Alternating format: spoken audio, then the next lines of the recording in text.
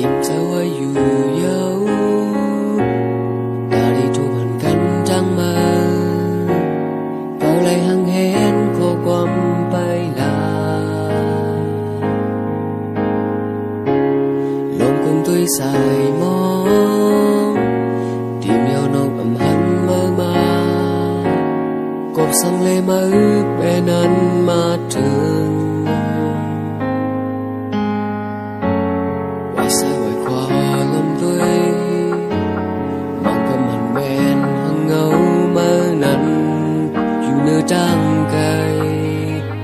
nóng người cậu nơi mốc cay thì nơi sân trăng đổ ngoài hạt quê mơ ẩm hẳn mơ mà đồ thương huy đẹp chuông lấp lói cậu nơi mốc cay dù nơi sân trăng đổ lòng hà mơ trôi ẩm hẳn mơ quê đồ thương huy đẹp chuông lấp lói sáng mơ ấm mà cậu lấy hôn nhiều ngâu hăng quê ấm trong đi bên má lòng trăng chân này cậu lấy quay trời dấu người đi mơ dù cu an nhàm cô qua cậu lấy hát như mơ có liều sai quay qua lòng tôi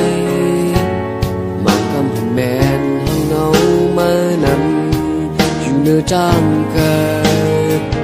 nóng người cậu nơi mốc cay thì nơi sân trăng đổ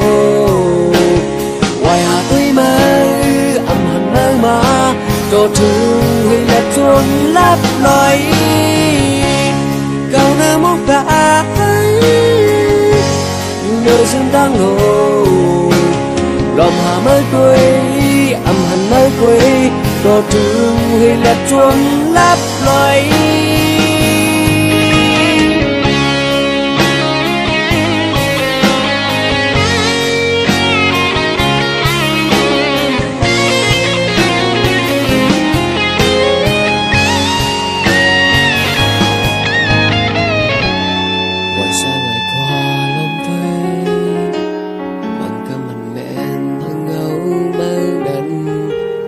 trăng cay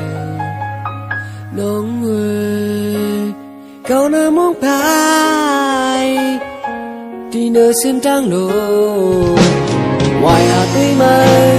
ẩm hẳn mơ mà đồ thương huy đẹp chuông lấp lói cậu nơi mốc cay nơi sân trăng đổ lòng hà mơ quê ẩm hẳn mơ quê đồ thương huy đẹp chuông lấp lói